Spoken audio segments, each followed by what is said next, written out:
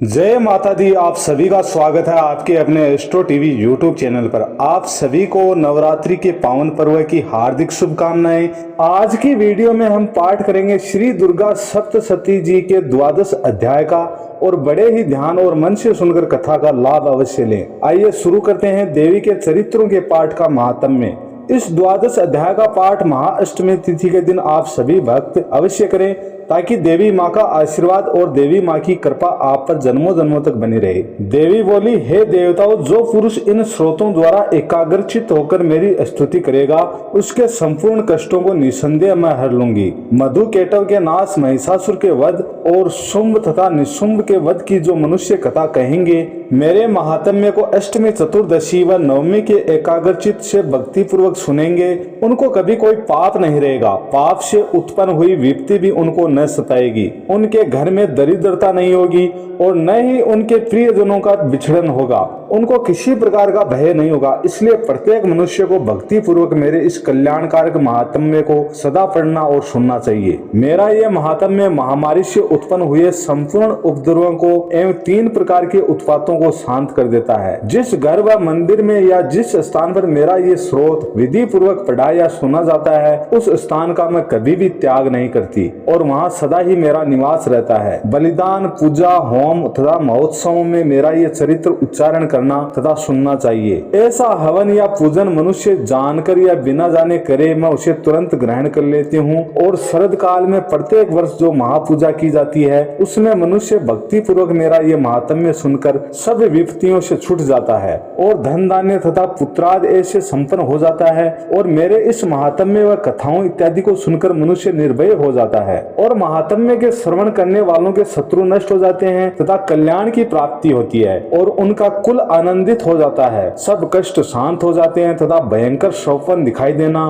तथा घरेलू दुख इत्यादि सब कष्ट मिट जाते हैं। बाल गृहों में ग्रसित बालकों के लिए ये मेरा महात्म्य परम शांति देने वाला है। मनुष्य में फूट पड़ने पर यह भली भांति मित्रता करने वाला है। मेरा ये महात्म्य मनुष्यों को मेरी जैसी सामर्थ्य की प्राप्ति करवाने वाला है। पशु, पुष्प, अर्ध, धूप, गंध, दीपक इत्यादि सामग्रियों द्वारा पूजन करने से ब्राह्मण को भोजन करा के, हवन करके, प्रतिदिन अभिषेक करके, नाना प्रकार के भोगों को अर्पण करके और प्रत्येक वर्ष दान इत्यादि करके जो मेरी आराधना की जाती है, उससे मैं जैसे प्रसन्न हो जाती हूँ, वैसे प्रसन्न में इस चरित्र के सुनने से हो जाती हूँ। ये महात्म्य श्रवण करने पर पापों को हर लेता है तथा आरोग्य प्रदान करता है। मेरे प्राण दुर्भाव का कीर्तन दुष्ट प्राणियों से रक्षा करने वाला है। युद्ध में दुष्ट दैत्यों का संहार करने वाला है। इसके सुनने से मनुष्यों को शत्रुओं का भय नहीं रहता। देवताओं, तुमने जो मेरी स्तुति की है अथवा ब्रह्मा जी ने मेरी जो स्तुति की है, वह मनुष्यों को कल्याण में बुद्धि प्रदान करने वाली है। वन में सुने मार्ग में अथवा दावानल से गिर जाने पर, वन में चोरों से गिरा हुआ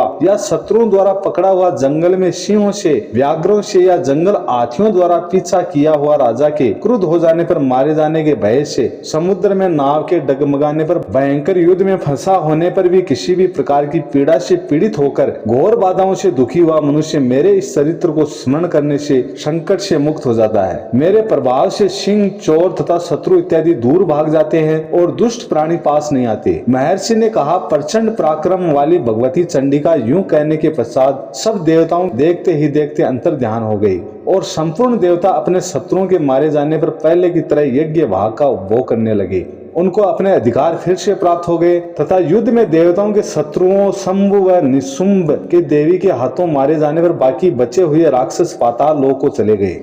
हे राजन, इस प्रकार भगवती अंबिका नित्य होते हुए भी बार बार प्रकट होकर इस जगत का पालन करती है, इसको मोहित करती है, जन्म देती है और प्रार्थना करने पर समृद्धि प्रदान करती है। हे राजन, भगवती ही महाप्रलय के समय महामारी का रूप धारण करती है और वही संपूर्ण ब्रह्मांड में व्याप्त है और वही भगवती समय समय पर महाकाली महामाया का रूप बनाती है और स्वयं अजन्मा होते हुए भी सृष्टि के रूप में प्रकट होती है। वह सनातनी देवी प्राणियों का पालन करती है और वही मनुष्य के अभ्युदय के समय घर में लक्ष्मी का रूप बनाकर स्थित हो जाती है तथा अभाव के समय दरिद्रता बनकर विनाश का कारण बनती है। पुष्प, धूप और गंध आदि से पूजन करके उसकी स्तुति करने से वह धन पुत्रों को देने वाली होती है, धन में शुभ वृद्धि प्रदान करती है। इस प्रकार महर्षि मेधा ने देवताओं को श्री दुर्गा सप्तशती जी के द्वादश अध्याय का महात्म्य कहा और जो भी भक्त अष्टमी नवमी तिथि के दिन इस महात्म्य का श्रवण करता है या पाठ करता है, निश्चय ही उन भक्तों के समस्त कष्ट देवी दूर करती है और उन भक्तों पर देवी माता का सदा सदा के लिए आशीर्वाद बना रहता है। आप सभी से निवेदन है, चैनल पर नए हैं तो चैनल को सब्सक्राइब करें, वीडियो को लाइक करें, कमेंट में जय माता, जय दुर्गे, जय अम्बे लिखकर ज्यादा से ज्यादा शेयर करें। ओम नमः शिवाय, हर हर महादेव, श्री शिवाय नमस्तुभ्यं।